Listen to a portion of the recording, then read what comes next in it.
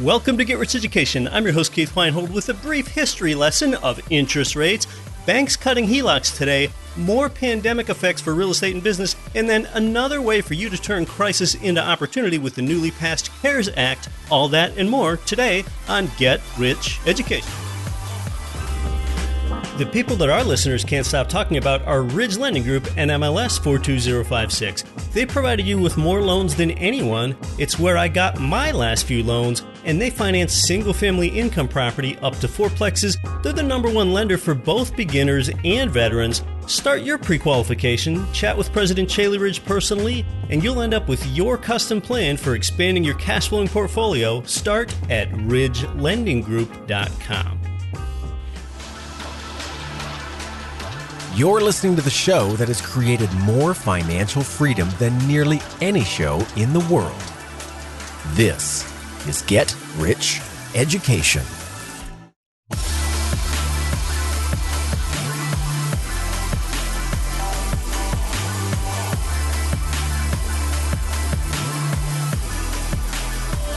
Here it is. Hey, welcome to Get Rich Education. I'm your host, Keith Weinhold, and I'm grateful that you're here.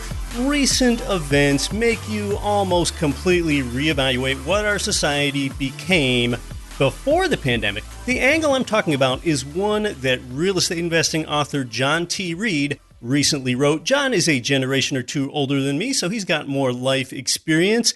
Here it is. John T. Reed says, "The shutdown has made me, if not others, realize that our, quote, great economy is about half fluff. Salons, spas, gourmet doggy treats, computer games, Starbucks, and that it is also about half financed by the Fed conjuring money out of thin air. The age-old formula for business success was to find a need and fill it. I'd add the adverb profitably because of the dot-com boom and its successors who do not seem to respect the need for a profit. Now, the American formula seems to be inflate the money supply to unprecedented levels and sell trivial luxuries to the artificially enriched public." John goes on to say, "When I was a kid in the 1950s, a shopping center had a supermarket, maybe a Rexall drugstore, hard good merchants in various types like five and dime stores, department stores.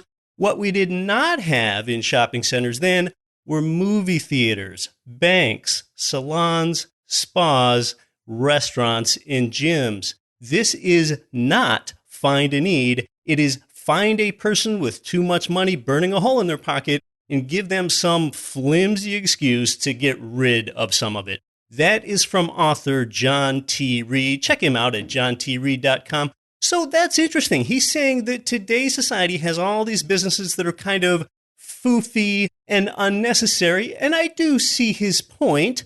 I also guess then the natural follow-up question I would have for this is, how much luxury are we entitled to? Just how much? I think that every generation aspires to progress, but how much luxury and maybe even pampering is too much? Well, those highly unnecessary businesses like spas, restaurants, and theaters, they're the ones that are in trouble now amidst this recession that I call the Great Shutdown. Another perspective this gives me is the gratefulness that we're investing in residential housing even amidst this recession.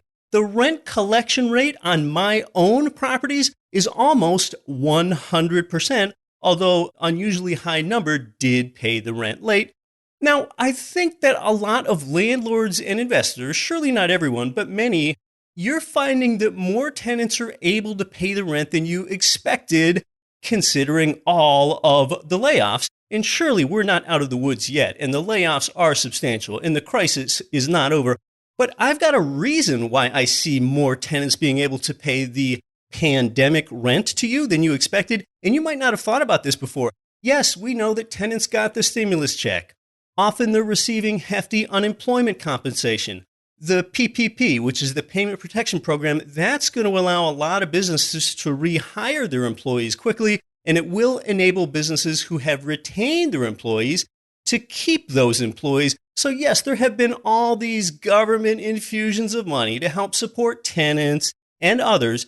Now, all those things that I mentioned, they regard your tenant's personal incomes. But what about your tenant's personal monthly expenses? See, I didn't have this realization until I received my own Bank of America personal credit card statement recently. I noticed that my expenses were substantially lower when I read that monthly statement of mine. Well, look, everyone's expenses are lower because no one is traveling anywhere.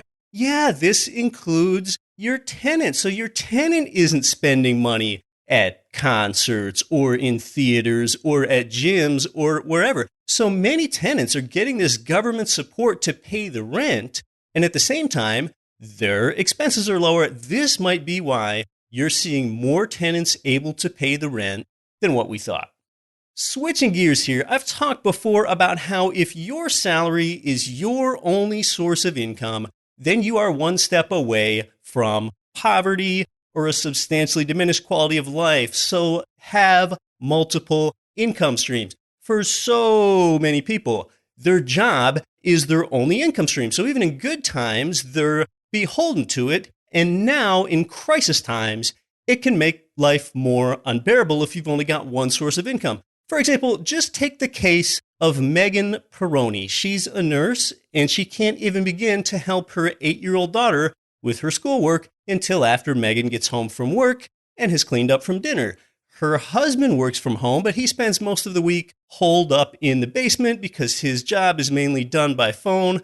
That leaves the couple's second-grade daughter to supervise her 2-year-old sister. And as a result, the family has pushed the weekly load of schoolwork to weekends, and then they try to cram as much into 2 days as they can. In fact, one recent Saturday, Peroni's husband and daughter finished a science project at 10 p.m.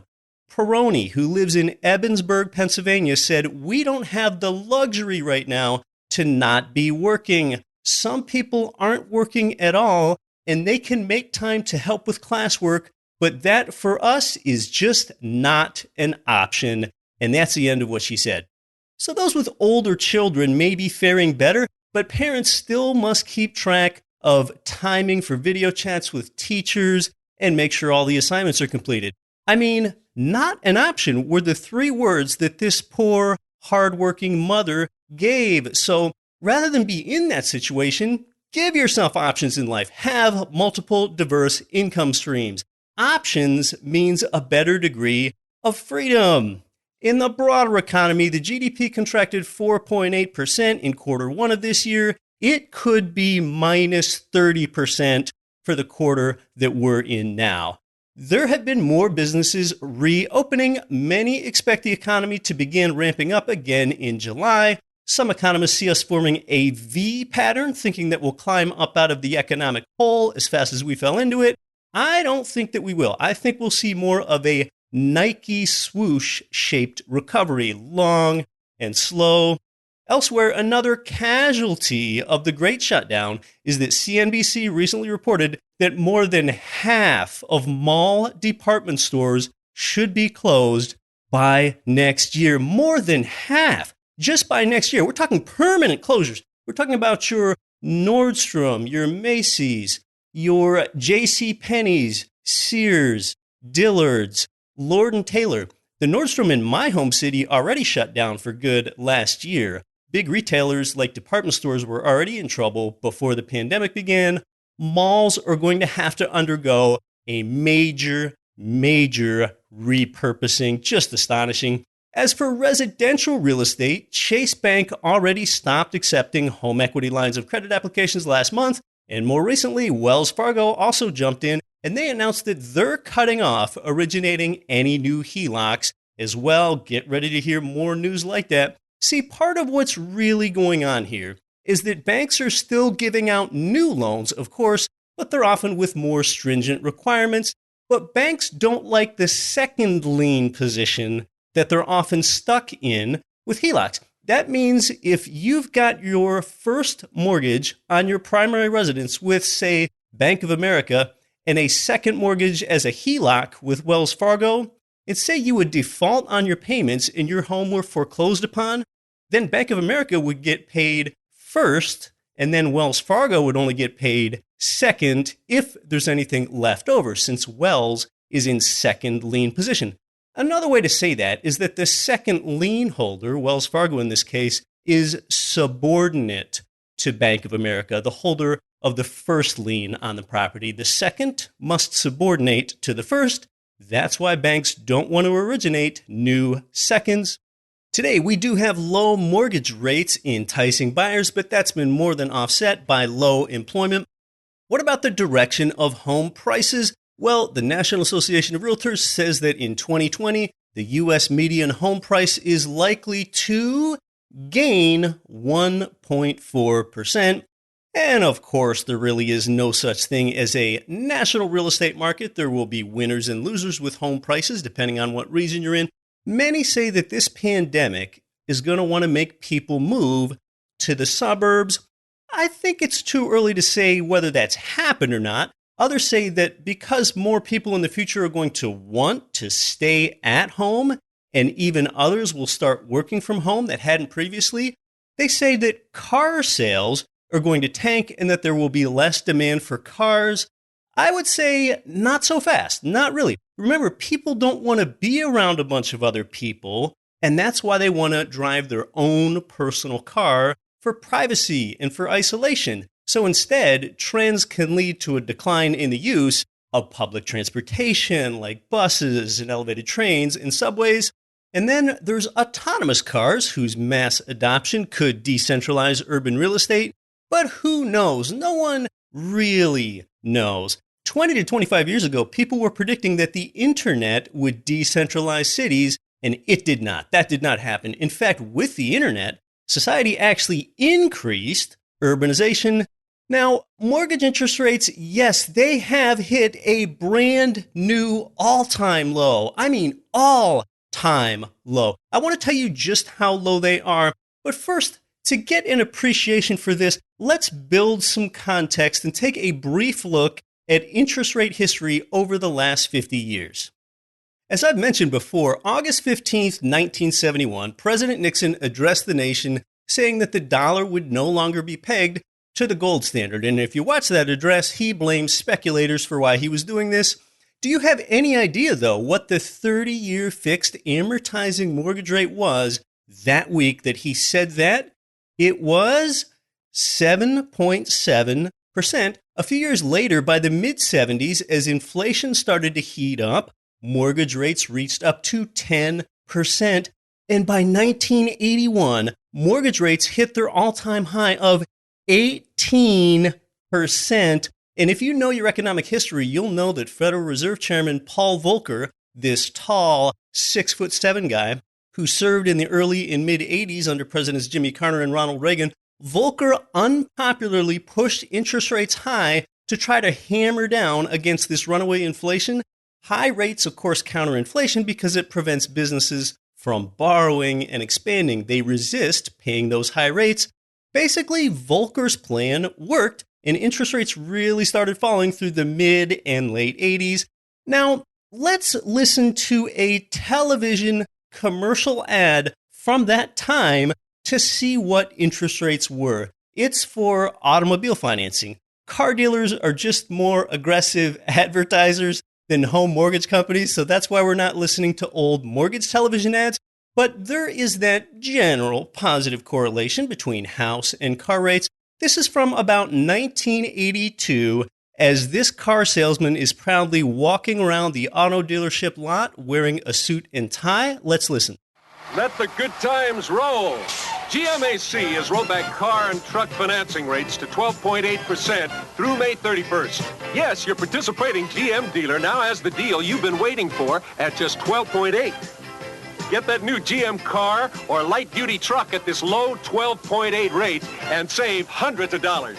Hey, like he says, let the good times roll. And I mean, do you have any better idea of a good time than paying a 12.8% APR for a Chevrolet El Camino? Notice that he's hardly even talking about any features or benefits that the car has for you. It's about that 12.8% rate. That low 12.8 is actually the main selling feature here. It's not even about the car. It's about that low rate. Now, this next one is well documented that it is from 1983, so about a year later here than the last one. Let's see what happened to rates. Here's big news from GMAC about low financing.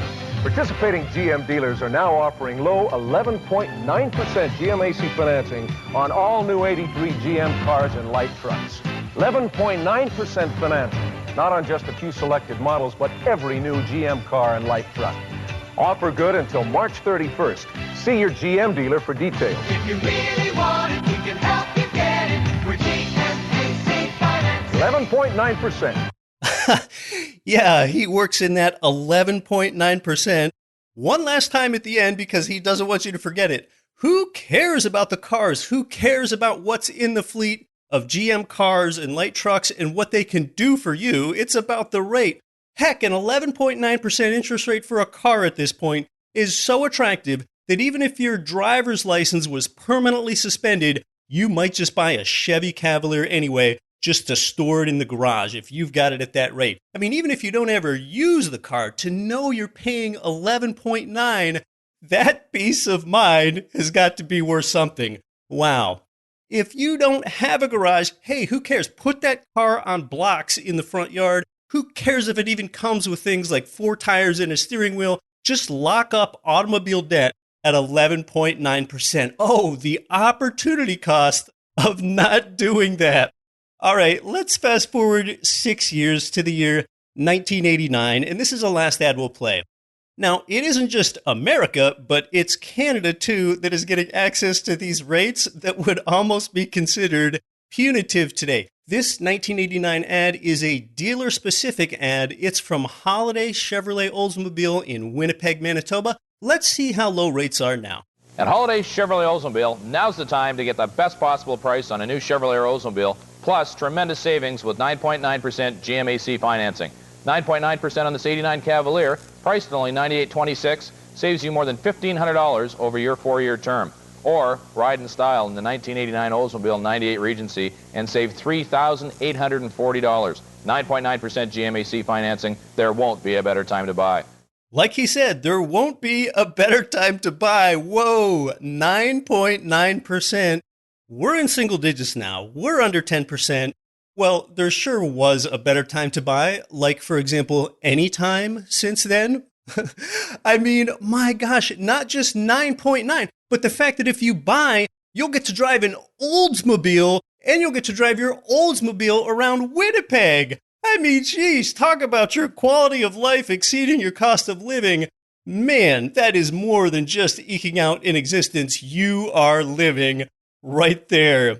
And again, this 9.9 isn't just some oh by the way thing. This is the main selling point. So, getting on with our brief history about mortgage rates. Rates for both homes and cars kept falling throughout the 1990s.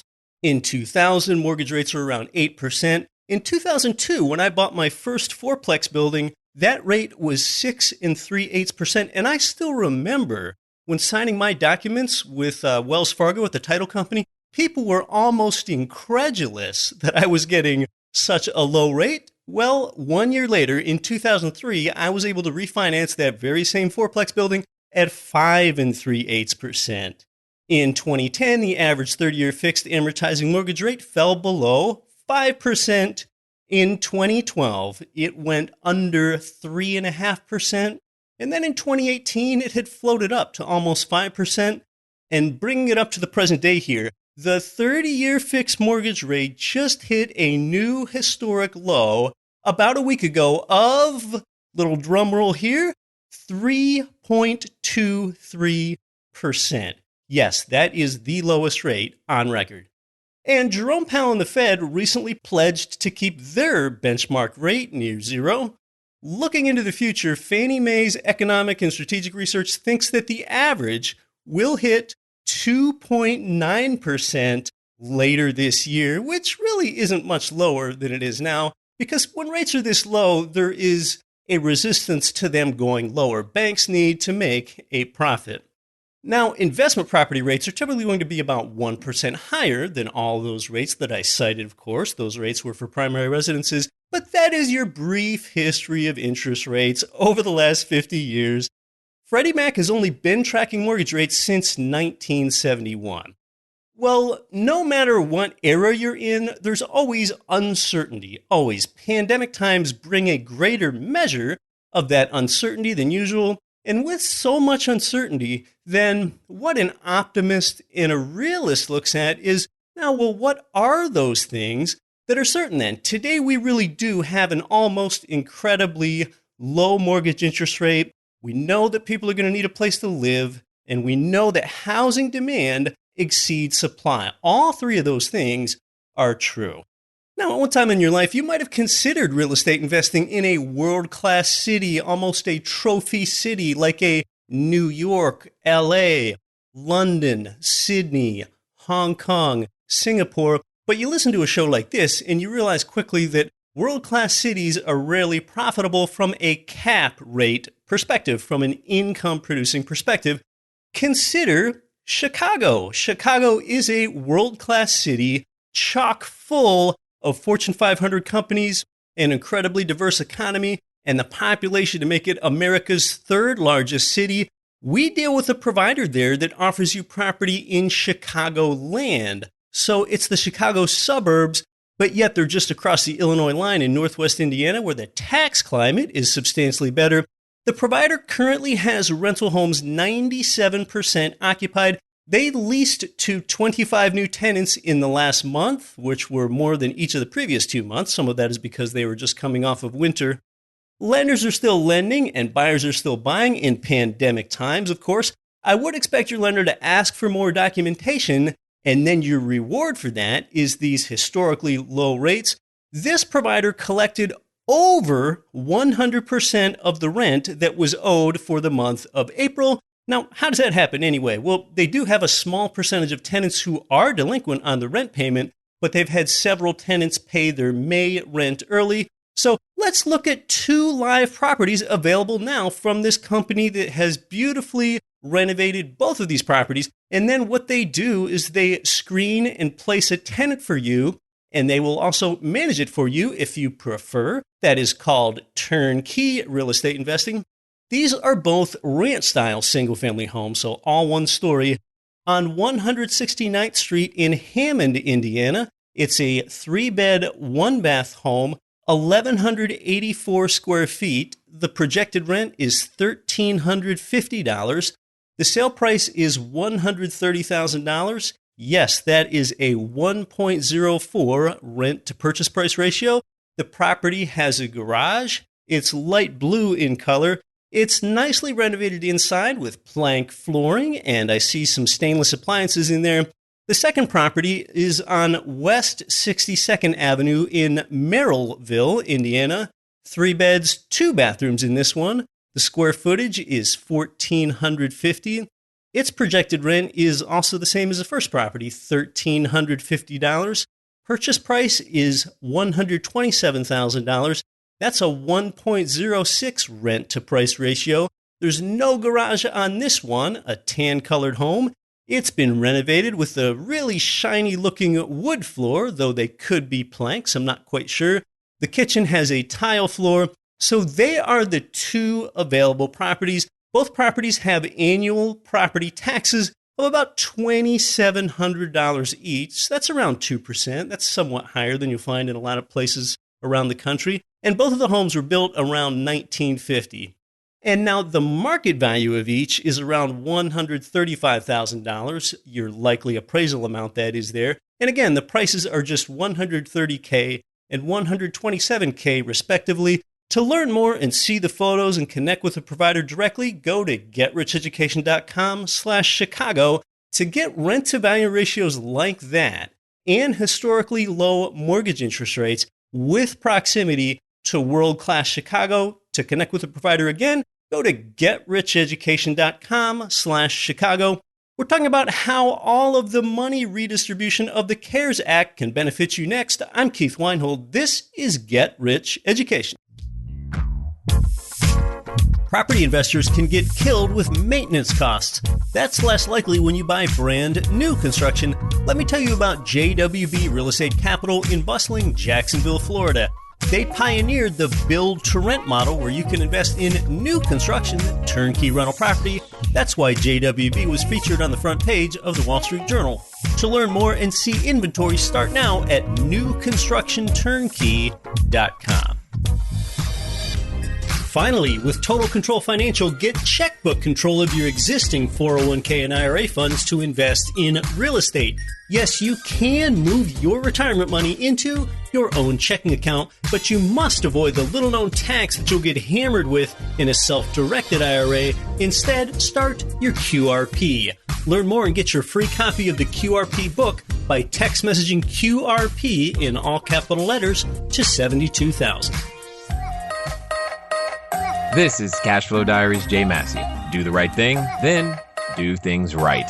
Listen to Get Rich Education with Keith Weinhold.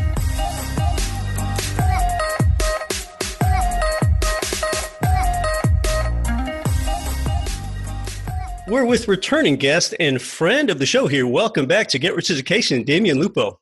Keith, it's good to be back, man.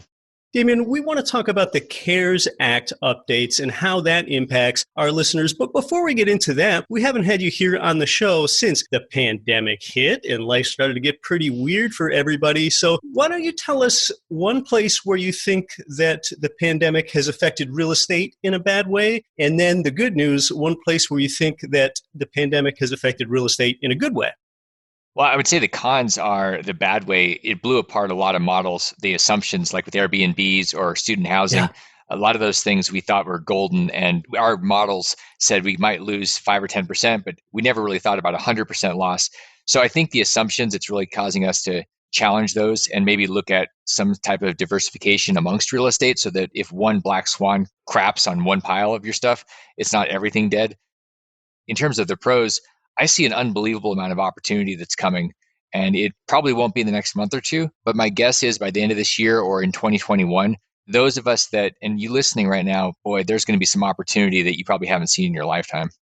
That's right. As far as the bad news, yeah, it helps to be somewhat diversified in real estate. And it's interesting. Last year, I was bringing up the point that with short-term rentals, they cater to two primary types of people, business travelers and vacationers. And we have not seen what happens with Airbnb types of short-term rentals in a recession. And we are now, and they're hurting more than most places. And then some of the good news is, yeah, low mortgage interest rates, historically low, although you do have a higher bar to clear with more lenders getting more stringent with their requirements. Damion, since you were last here, you launched a podcast, Financial Underdogs. Tell us about that.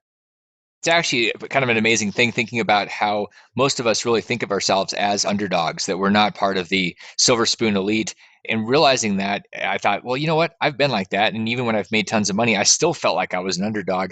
So we're having conversations about really how to navigate as an underdog, how to move to the place where we're financially free with the shackles breaking. Because it's a different mindset. Like there's a hustle mindset and there's a rational, you can't be naive. You've got to really think about how the rich are operating and then find a team. And we talk about all that kind of stuff because honestly, it's more about the mindset and realizing that you're not alone. And I think that was the point of bringing this to life, that we're all underdogs and we're in this together, kind of like the Corona thing. And we're having those conversations about the truth around money and my experience of losing 20 million, building it back up. And how to do that emotionally is probably harder than the actual tactical. And so sharing that with people, I think it's very helpful. So we just go into that, have some raw conversations every week. Not only is Damion highly aware because he has this broad knowledge in finance and in real estate, but he's also a really good speaker. So check out Financial Underdogs at Apple Podcasts or wherever you get your podcasts. So, Damion, the CARES Act, it stands for Coronavirus Aid, Relief, and Economic Security Act. That was passed by Congress with overwhelming bipartisan support, and that was signed into law by President Trump back on March 27th, 2020. That's that over $2 trillion economic relief package, and that might be best known because that is the act that provided a check of $1,200 per adult that were below a certain income threshold. And the CARES Act also initiated some of those things that we've talked about here on the show the past month or two, where I've really gone into depth, like on the eviction moratorium and like on your mortgage loan forbearance options. Those big, long words there, by the way, basically means that for a while, tenants don't need to pay the rent and you don't need to pay your mortgage. The CARES Act, though, it also had some pretty major 401k and IRA pieces in it. Tell us about that. One of the things that Congress realized was that there was a lot of money that people could potentially tap into, so they didn't have to write the check out of the U.S. Treasury. They could just give people some options. Traditionally, if you take money out of a retirement account early, there's a 10% penalty. So what they said is, all right, let's open some of that up. And they said there's a thing called a disbursement where you basically just pull money out. Normally, that'd be a 10% penalty. They said up to $100,000 of really any retirement account. We're going to allow you to take up to $100,000 and not pay a 10% penalty. And then we're going to give you some choices. And this is where it gets kind of exciting. You have some choices to pull the money out and just keep it. So if you do that, you have to pay taxes on it. It gets broken up over 3 years. So a third of that income that you pull out goes into your income taxes this year and you pay it next year. And then same for the following year and the following. That's one option. The cooler option for the disbursement part, and there's two different parts, is that you can take that money up to $100,000 out and then you can roll it over into another plan. And you have 3 years to do that. So you could either take it out, use it for whatever you wanted, maybe real estate investments, maybe to pay for your bills right now because you need it. You can also take it out of a current employer's plan, roll it into an EQRP and have control of it, whereas you may not have been able to do that before because they didn't let you take it out while you were still working. So it's a way to pull up to $100,000 out. Again, this is pretty much any plan that's out there. The employer has to allow it. So you have to go to the employer and say, hey, I want to be able to do this. All EQRPs are eligible and all IRAs should be eligible to pull the $100,000 out. So that's a big opportunity to pull money out, to roll it over. And once you roll it over into an EQRP, if that's what you wanted to do, now you've got options with real estate, with physical gold and silver. So it gave you a choice probably that you didn't have before because you were probably stuck in mutual funds if you had it in an employer's plan. So that was a big one to start with. That's right. So just to clarify, with the 401k plan, previously, if you were under age 59 and a half, it's kind of like your funds were locked inside this safe. And to withdraw 401k funds, you had to pay a 10% penalty. And you also had to pay the tax on it because you had put pre-tax dollars in there. So break down some more how the CARES Act changes that. Exactly right. So in the past, if you pulled money out, if you were allowed to, there typically was not an option to even do it. So if you were able to do it with a hardship or something, you would pay a 10% penalty, and then all the money you pulled out would be added to this year's income, and you'd have to pay taxes on it next time you filed taxes. So all at one time. All at one time, right? So with the CARES Act, you're able to pull money out in 2020, and you don't have to pay taxes on all of it in 2021. You get to split it up over 3 years. That's if you're going to just keep it. Now, if you want to roll it over, you can take it out and then you could either put it all back into the same plan in 3 years. You got 3 years, like it's kind of like an interest-free, penalty-free, no payment loan. Or at some point, could be next week or next month, you can roll it into an EQRP. And now you have control of $100,000 out of your plan or whatever's in there. It's up to 100% that's of the money in there. And so it gave you some options. It gives us an option to access $100,000 very easily, whereas we really didn't even have the option before. Now, if someone takes these funds from a 401k, are there any other deleterious ramifications of them turning it into an EQRP? No, that's the best part. It's literally a rollover. Yeah. So there's no tax, there's no penalty, there's no payments, there's nothing. It's just a tax-free, penalty-free rollover. And I think that was one of the unintended consequences of what Congress did. They said, oh, you can pay it back to a qualified plan within 3 years. Awesome. We now created a way to get money out of these 401ks. So certainly that wasn't their intention, but that's exactly what they wrote. Now, are the mechanics any different if we're talking about accessing IRA funds? Of course, there are traditional and Roth. Same thing. You just the difference is every IRA custodian has to let you do this, whereas not every 401k. If you work for a company and they haven't laid anybody off, they may just say, nope, we're not going to allow the disbursement. We're not changing our plan. With custodians, it's simply saying, hey, I want to pull $100,000 or whatever your number is, and they're going to give it to you personally. And then at that point, you have up to 3 years to push it back into a retirement plan or back into the IRA, tax-free, penalty-free, no payments. Now, perhaps a new listener is wondering, what is this QRP or EQRP? Well, those are acronyms for Qualified Retirement Plan or Enhanced Qualified Retirement Plan. Tell us about the benefits of an EQRP and how that gives you the latitude to invest in almost anything where those other more defined plans limit what you can invest in.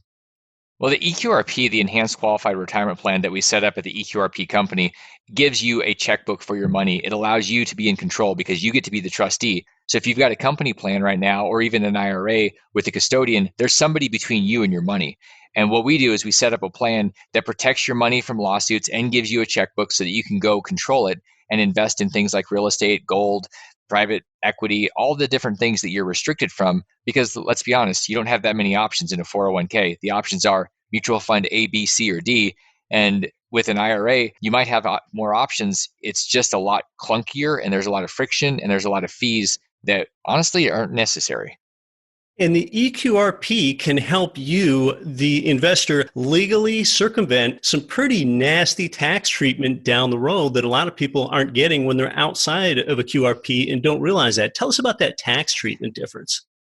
Yeah, so there's a couple of things. One, with the EQRP, you avoid the UBIT tax. And if you're not familiar with that, if you used an IRA and you went out and bought real estate, you could lose up to 37% of your profits from this UBIT tax. And with an EQRP, bottom line is it's exempt. So you go do real estate, you make a lot of money, you've got some debt in that deal, and you get to keep all your money. That's a huge thing just by itself as you're going and doing deals. And the other thing is with an EQRP, no matter how much money you make now or in the future, you can convert up to all of your money to Roth. And when you do that, you're not going to pay taxes on all that growth and all the withdrawals down the road. So you've got some opportunities to go into the 0% tax bracket, which is what we'd all like to be in. We just don't often know how we're able to do that. And that's with the Roth conversion inside of an EQRP. Yeah, it really gives you some options that I've never seen elsewhere. Well, Damion, is there any last thing with how the CARES Act has changed the QRP, or just with the structure of the QRP itself that our listeners should know? There's a couple other things. One real easy one is there's no required minimum distributions. The RMDs, if you were taking money out, don't have to do that in 2020. And the other thing, for just 401ks or EQRPs, if they have a loan provision in them, you're able to take out $100,000 or all of your money up to that $100,000 and then borrow it and pay it back for over 6 years. No payments for the next year, and then you pay it back over 6. And so this is a way, if you wanted to, you could potentially do that plus another 100. So you're talking 200,000. And if you happen to have a loan outstanding from any type of 401k or EQRP, no payments in 2020. You can just stop making them. So it gave you two different ways, disbursement and or a loan. So you've got different ways to pull money out, different strategies around the timing. And some of this stuff can be overwhelming, just trying to figure out, well, which should I do? And this is where having a team or having us walk through those options, which we can do with a client or a non-client, just getting that stuff in front of you so you can figure out what makes the most sense, not just so you can get a bunch of money, but what are you going to do with it? How long do you need it? Should you move it into another plan? Should you buy an asset that has some maybe bonus depreciation that you could use then for a net operating loss backwards look and amend a tax return? Like, there's some interesting strategies to pull money out of retirement accounts right now and get money that you paid on taxes in 2015 and 2016 that also changed because of the CARES Act. A lot of opportunities here to mesh these different strategies together. So getting together with your tax strategist, your CPA, with us, huge important thing to do right now. The QRP maximizes your flexibility. Damion and his company are the world's foremost experts in helping you get started with the QRP, helping you understand it. If needed, a lot of times your current custodian doesn't want to give up those funds. If it's absolutely necessary, Total Control Financial will actually contact them for you and be sure that they get your money on your behalf so that you can control it. Damion, you also authored a QRP book. If anyone wants to know more about the QRP, what's the best way for them to do that? Best way to get a hold of information about this is to text the word QRP, all caps, to the number 72,000. And we'll get you a consolidated report and also give you a book. If you're interested in a physical book, we'll FedEx it out to you. Like you said, Keith, when people are trying to get their money out, we're on the phone with them or by ourselves tackling that money so that you don't have to get ground into the ground by the system. We're actually going to be there. It's part of the concierge service of making sure that we take the friction out, and we'll take the brunt of the force being punched and kicked by the system. We'll take it on for you. If this sounds at all interesting to you, I think you at least owe it to yourself to find out more. Text QRP in all capital letters to 72,000 right now. Damion Lupo, thanks so much for coming back onto the show. Thanks, Keith.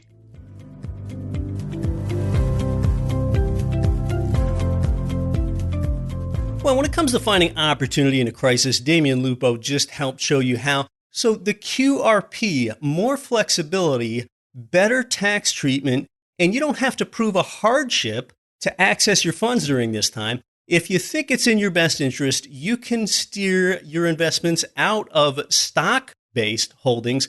And what all can you invest your funds in anyway with the QRP? It is quite a long list. You can invest your QRP funds in real estate with or without debt, syndications, rentals, flips, domestic land, foreign land, mobile home parks, apartments, gold, silver, and platinum, the physical type that you can hold on to, not just held by someone else in a vault.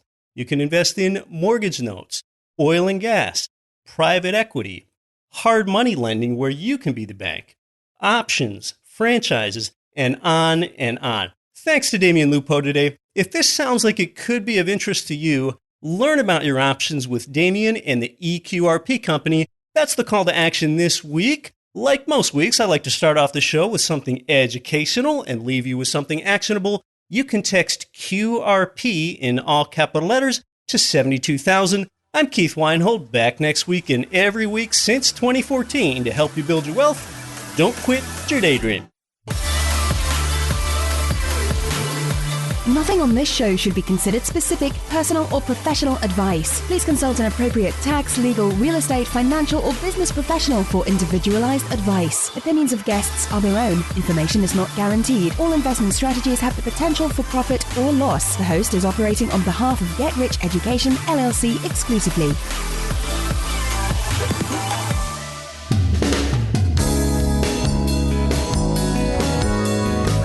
The preceding program was brought to you by your home for wealth building, GetRichEducation.com.